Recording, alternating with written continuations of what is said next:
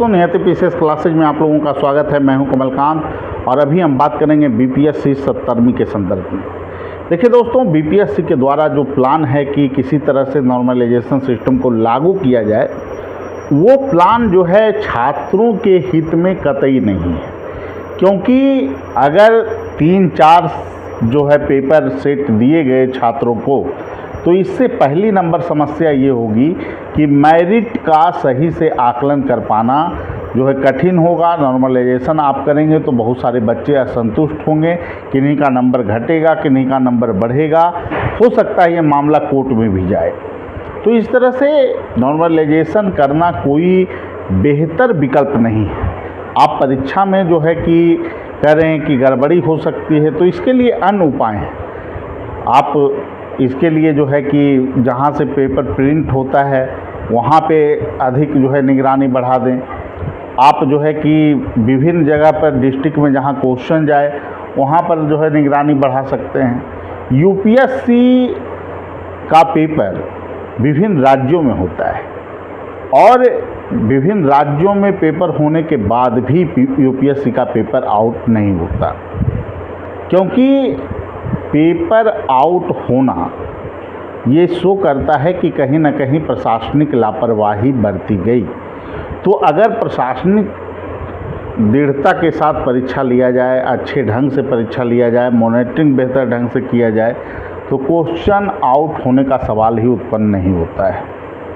हाँ, अगर 10 लाख बच्चे होते, 12 लाख बच्चे होते, तो ये बात समझ में आ सकता था कि परीक्षा 2 शिफ्ट में आयोग ले सकती है। लेकिन अभी जो स्थितियां हैं उसके अनुसार 6 लाख तक ही फॉर्म गिरेंगे। हो सकता है उससे कम गिरे, कुछ हो सकता है उससे कुछ ज़्यादा गिरे। ऐसी स्थिति में 2 शिफ्ट में पेपर का कोई प्रश्न ही नहीं उठता है।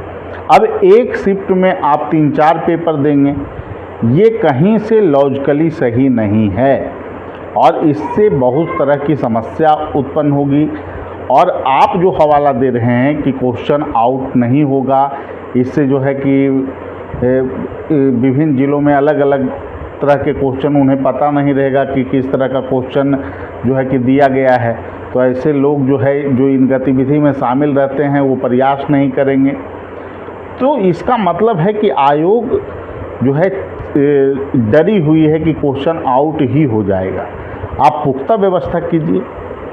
आपको क्यों लग रहा है कि क्वेश्चन आउट हो जाएगा? इसका मतलब है कि अभी तक की जो परीक्षाएं संचालित की जाती रही है उसमें पेपर आउट के पूरी संभावना बने हुई थे।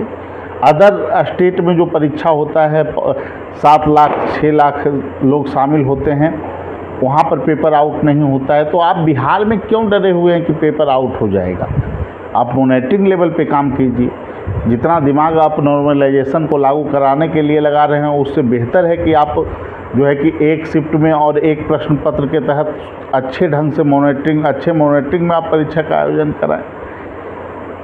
ये चीज़ें आयोग को स्पष्ट रूप से अब सोच लेनी चाहिए, क्योंकि छात्र बिल्कुल भी नॉर्मलाइजेशन प्रोसेस को एक्सेप्ट करने वाले नहीं। मीटिंग 12 से 15 नवंबर के बीच कभी भी आयोजित हो, इस तरह की चीज़ों को स्टूडेंट स्वीकार नहीं करेंगे। छात्र नेता दिलीप जी भी अपनी बात को रख चुके हैं कि हम जो है नॉर्मलाइजेशन प्रोसेस को स्वीकार नहीं करते हैं, उसका खंडन करते हैं। अभी हमारी बात सौरभ जी से भी हुई, उन्होंने भी कहा कि नॉर्मलाइजेशन प्रोसेस को हम कतई स्वीकार नहीं करेंगे। और छात्रों की जो मांग है, जिसमें हम लोग लगातार अपील कर रहे हैं कि आप जब भी आयोजन हो मीटिंग का, ज़्यादा से ज़्यादा संख्या में आप लोग जाइए। और जो छात्र नेता हैं वो सभी भी ये मान रहे हैं कि नॉर्मलाइजेशन प्रोसेस कहीं से उचित नहीं है। तो इतना तो तय है कि नॉर्मलाइजेशन प्रोसेस को आयोग लागू नहीं कर पाएगा, क्योंकि इसमें जो प्रभावित वर्ग है वो कोचिंग संस्थान नहीं है, वो अभ्यर्थी हैं। और अभ्यर्थी यह नहीं चाहते हैं कि परीक्षा को जो है कि आप जो है कि 2 शिफ्ट में कराएं या फिर नॉर्मलाइजेशन प्रोसेस को आप अपनाएं, एक ही शिफ्ट में परीक्षा, और जो है कि आप बहुत तरह के प्रश्न पत्र को आप बांटें। ये छात्र कभी भी एक्सेप्ट करने वाले नहीं हैं, क्योंकि इसमें बहुत तरह की समस्या है।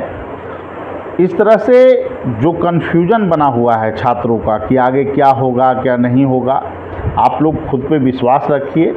बीपीएससी इतनी आसानी से इसे लागू नहीं करवा पाएगी, क्योंकि बीपीएससी अगर ये चीज़ को बोली है कि सुप्रीम कोर्ट में ने इसे जो है कि सही माना है, नॉर्मलाइजेशन प्रोसेस को, अन्य एग्ज़ाम हो रहे हैं इसके तहत, वो चीज़ें अलग हैं। लेकिन सिविल सेवा में अभी तक ऐसा कोई प्रोसेस नहीं अपनाया गया है। और बीपीएससी जब स्टूडेंट से फीडबैक लेगी और 100% स्टूडेंट असहमति व्यक्त करेंगे, तो कोई आधार ही नहीं बनता है कि आप नॉर्मलाइजेशन प्रोसेस को अपनाएं, अलग अलग जो है कि प्रश्न पत्र छात्रों को दें। हाँ, ये आंकड़ा अगर 10 से 12 लाख होता तो 2 शिफ्ट में एग्ज़ाम कराने अगर आयोग को पड़ते तो नॉर्मलाइजेशन प्रोसेस को अपनाना आयोग की मजबूरी हो जाती, और उस समय हम लोग भी इस बात को मानते कि अच्छे ढंग से परीक्षा कराने के लिए आयोग ने ये किया है। लेकिन जब 6 लाख, 6.5 लाख का आंकड़ा है और एक शिफ्ट में आप परीक्षा कराने में सक्षम हैं, तो एक तरह के प्रश्न विभिन्न छात्रों को आप दें और उसके आधार पर मेरिट बनाएं। क्योंकि छात्रों में जो चिंता है, जिस बात की बार बार स्टूडेंट जो है फ़ोन पर चिंता जाहिर कर रहे हैं कि आखिर बीपीएससी लास्ट दिनों में जब परीक्षा का 1 महीना बाकी रहता है तो इस तरह की चीज़ों को क्यों करता है। ये कहीं ना कहीं बीपीएससी की गरिमा पर भी प्रश्न चिन्ह लगाता है। इस तरह की चीज़ें नहीं होनी चाहिए, और बीपीएससी को भी स्पष्ट कर देना चाहिए कि हम किसी तरह का नॉर्मलाइजेशन प्रोसेस को अपनाने नहीं जा रहे हैं। इससे स्टूडेंट में आयोग के प्रति विश्वास का वातावरण बनेगा और उनमें कॉन्फिडेंस आएगा। निश्चित रूप से ये चीज़ें होनी चाहिए। ठीक है, सभी लोगों को धन्यवाद। फिर अगले वीडियो में मिलेंगे। Thank you.